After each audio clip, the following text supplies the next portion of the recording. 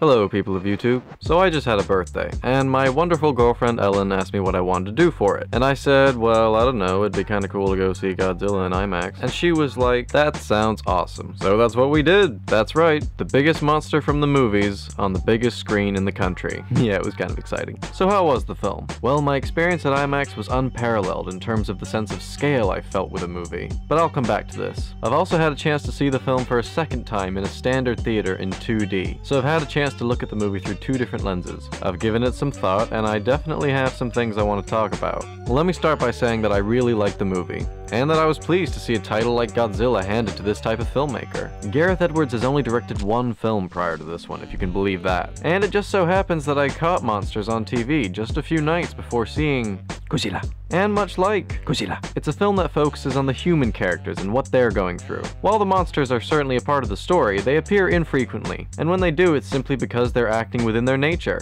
as if the monsters have been, quite bluntly, dropped into the world we live in. And I mean this as a compliment. I think when a monster actually feels like a real creature and not a villain, then its behavior becomes far more interesting to watch, at least in my opinion. While the monsters do feel somewhat incidental within the actual story, I'm pretty sure that it's intentional. And seeing as this is the only other film Gareth Edwards has directed, I think it's important to know before going into Godzilla. Now, I was eagerly anticipating this film, and going off the trailers alone, it looked like they had all the ingredients for a damn near perfect movie. But I've been down that bitter road before. So as excited as I was, I went in with a certain degree of caution. And wouldn't you know it, the opening credits themselves gave it away when the words "and Bryan Cranston" came up. Oh, sorry, did you think he was gonna be the lead? Why would you think that? It's not like we pulled a fast one on you by pulling another sneaky marketing bait and switch. Okay, I'm gonna talk about this, because in all honesty, it's not the fact that we were lied to in the trailers. It's the indisputable fact that the choice to kill off Bryan Cranston's character so early on in the film made no sense at all. If we're talking in terms of what's best for the film, that is. The wife character gets killed off in the first 5 minutes, being played by a really good actor, I might add. But her death didn't bother me, as it fit the story well, and it served as a good emotional setup for Bryan Cranston's character. I mean, come on! The audience watches this man witness his wife's death. They go through that heart-wrenching moment with him. And you cut to one shot of the kid looking at it through a window. After the movie skips forward in time, we're introduced to the boy all grown up, and he's in the military now. Now, I was thoroughly enjoying the movie at this point. The relationship between the father and son was not only well written, but the actors had a really interesting chemistry. The film appeared to be setting up a really good set of character arcs for these two, and that the emotional core of the movie would be the rebuilding of their relationship. Lord knows we need it done right. But a quarter of the way through the film, Bryan Cranston gets into an unfortunate accident, has time for some final words to his son, and then dies in a helicopter. Now, the movie doesn't give you much time to think about it. It continues to advance the story. But sadly, even though you're left with a really good cast and some really good performances, I couldn't help but care a lot less about the characters I was left with.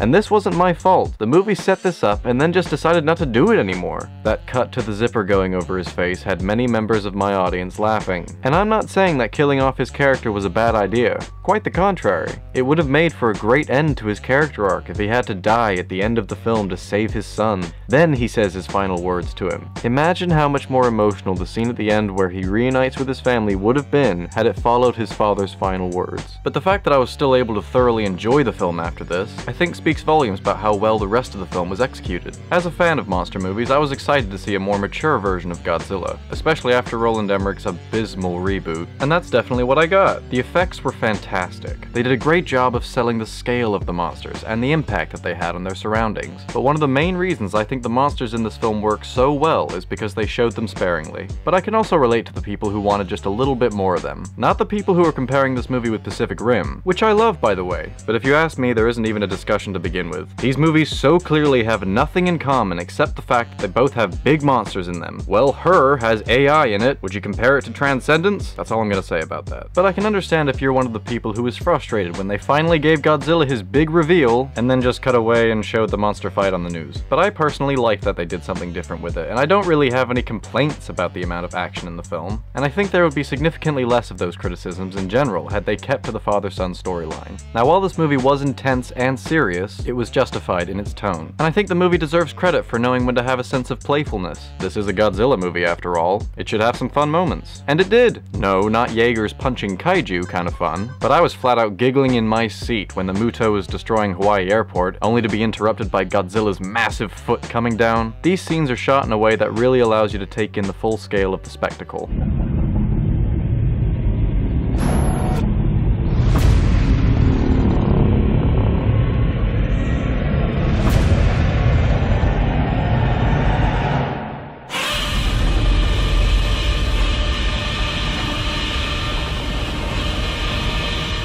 Now I'd be lying if I said seeing this movie for the first time in IMAX 3D didn't enhance my experience. As many of you may know, I generally don't like 3D. Even when it's a filmmaker I really trust, I usually opt to see the film in 2D. And rarely do I ever say that the film was made better by the 3D. Well, IMAX 3D is a completely different story. The sheer size of the screen actually allows for the image to not only be much sharper, but to actually appear much closer to your face. Not to mention the fact that the seats are stacked high as to put the audience as physically close to the screen as possible. Another important factor in the 3D movie experience is viewing angles. The steeper the angle, the further you can push the 3D effect.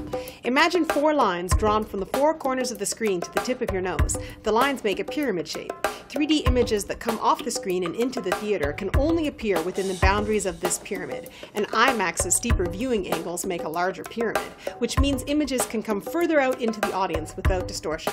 And while the size of the glasses were hilariously big, it was for a good reason. You aren't able to see the frames of the glasses in your peripheral vision. Combine that with their immense sound system, and suddenly you have this very visceral immersion into the film. You feel as if you're in the world that the movie is showing. Now before you ask, no, I'm not working for IMAX now. But if you guys love movies as much as I do and care about the cinematic experience, then I want you to know about something really great, if you don't already. Now I've seen films in IMAX before, but what stuck out to me was the 3D, and how it actually enhanced my experience of a movie, and just how much it can ruin my experience in a standard theater. Now I'm not saying only go to IMAX for your 3D movies, and yes, it's a bit of a hassle transport-wise, if you live underground like me, as most IMAX theaters tend to be in the major cities. But you should keep it in the back of your mind. Special occasion, a movie that you really want to see just happens to be playing around the same time, trust me, you might be missing out on a really special experience. And I gotta say, the IMAX experience did sort of help me roll with the punches after Bryan Cranston was killed off. But after seeing the movie for a second time in 2D, I realized that while yes, I do really like this movie, the film that could have been still sort of bugs me. And I honestly think that when this movie doesn't have a big screen to back it up, its repeat value might not be as good as it could have been. But I do think that this is a very well made movie that I enjoyed very much, both times. I'm gonna give Aaron Taylor Johnson a break, as I really don't think anybody would be complaining about his performance had he been acting opposite Bryan Cranston for the majority of the film. He struggled at times to emote, well, anything at all, but for the most part I think he held his own fairly well. It's not my fault the dead guy got a better setup than me. Considering this is only Gareth Edwards' second film, I'm actually very impressed, and very excited to see what he does with the sequels. And a Star Wars spin-off. God damn. And really, Cranston's early departure from the film was my only significant criticism, but it was significant nonetheless. I'm gonna have to give this one a 7.5 out of 10. I would definitely recommend it to you, and I would also suggest you see it on the biggest screen you can. It's really worth it for Godzilla. And as always, YouTube, take it easy till next time.